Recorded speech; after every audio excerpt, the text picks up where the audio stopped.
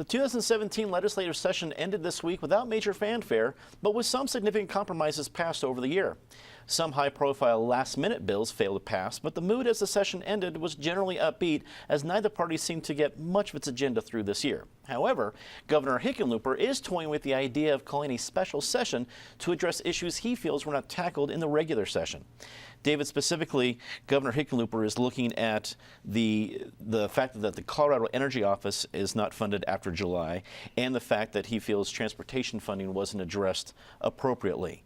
Is that enough to call a special session? It's up to him, so sure. But I think as Senate President Grantham said, it's not going to change any results. Everything he wants, they talked about before, and chose not to implement what he wanted.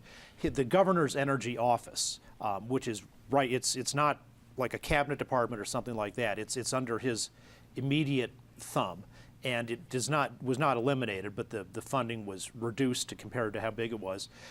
That's been one of the biggest sources of money wasting in Colorado government for years. Roy Romer used it to park his campaign manager between elections to head the energy office. Frank DiFilippo, now who's been a lobbyist for many years but was in the state legislature a couple decades ago, tried to kill it, and it was one of his regrets that he wasn't able to get it. If you want to find a place that's wasting money and doing very little to accomplish its purported objectives, other than patronage, that's a good place to start. The legislature did some good things. They passed a bill to require free speech on public university campuses after, for example, Republican students from CU testified, that when somebody protests a right-wing speaker, well, they can have the protest right outside the door of the building, which is fine as long as they're peaceful and they don't disrupt it. But when we wanted to protest a pro-abortion speaker, they put us 3 buildings away so nobody could see us, and the speaker didn't have to even look at our presence on the way into the building. They also passed an important reform of the Open Records Act so that people can get, in this electronic era, open records requests fulfilled in an electronic form rather than some photocopy. Eric, your highlights in the main session and the likelihood of a special session. My highlights of the main session are, I think this was an incremental session, which stands in pretty good contrast to the last couple sessions, which I think have been stalemate sessions. So no, neither party got their whole agenda, and you wouldn't expect that in a split, divided legislature like this. But there were issues move forward, and I think it does stand in good contrast to recent sessions. David hit a couple, the free college campus free speech bill, the Open Records Act in a digital age, the charter school equalization funding of charter schools that went through at the last minute is a very positive step forward for Colorado. And obviously the big bill, I forget the Senate Bill 267, which was the macro compromise at the end that had hospital provider fee, funding for rural hospitals, road funding, and some education funding, many pieces tied into that.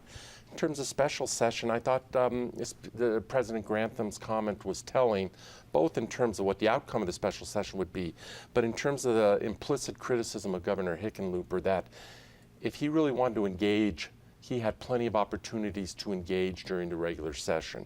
John Hickenlooper has a very different style. He's never going to be confused with a Roy Romer or Bill Owens or people who are much more hands-on in terms of the sausage-making process. He tends to be more hands-off. Now he's thinking of special session. He's thought of that before at the end of other sessions and has always backed away from it. We'll see what he comes up with this weekend. Penn, as a lawmaker, you were involved in a few special sessions. Do you think there's enough meat here for Governor Hickenlooper to actually call a special session, and will it amount to anything? Meat is irrelevant. What there isn't is the political will. As a practical matter, a governor can't call a special session unless you know going in that you have basically a deal worked out on the issues you want to cover.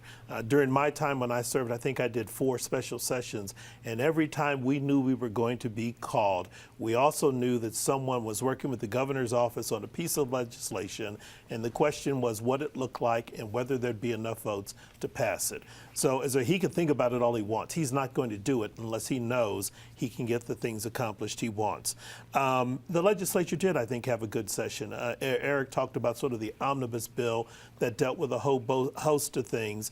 There was also a sort of a middling compromise with construction defects. We'll see how that works out. Maybe at a minimum, it may stop people from wrangling about it for a while, just to see if the dust settles and if cities stop passing their own construction defects legislation. On the governor's energy office, one important point, I don't think it was a waste of money. I do think it served a vital role, which is why Republicans in the Senate killed it. And the reason they killed it is they wanted to try to elevate the prominence of the oil and gas industry over the renewable energy industry. And it's dealing with a clash that's growing in our state, and that is that our reliance on fossil fuels is rapidly declining because of advances in technology. And at some point, you're not going to be able to legislate propping up certain industries just because the technology has evolved to the point where they have become obsolete. And coal is seeing that in the Midwest and in the East now. Patty, how will the session be remembered, and will there be overtime?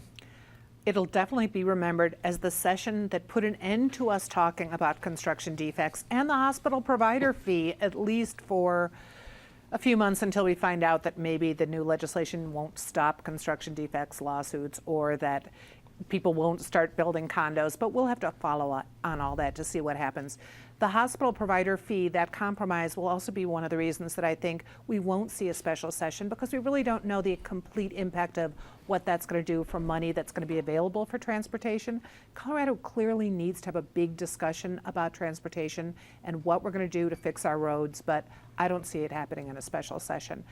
There were some great moments at this legislature, not the least of them at the very last day, when all of a sudden they started wrangling on where you could consume pot publicly, and they actually had a discussion of how many people could smoke pot on a front porch without it becoming a criminal act, and the difference was 6. If you were 5, it was okay. 6 was a criminal act. That fortunately went away, but the legislature is going to have to deal with it. They also showed a photo of Friends, the cast of Friends, at the legislature for a first in Colorado. To me, putting images of Central Perk and Monty Python counting off the holy hand grenade. It's a great image you have from the closing of the session.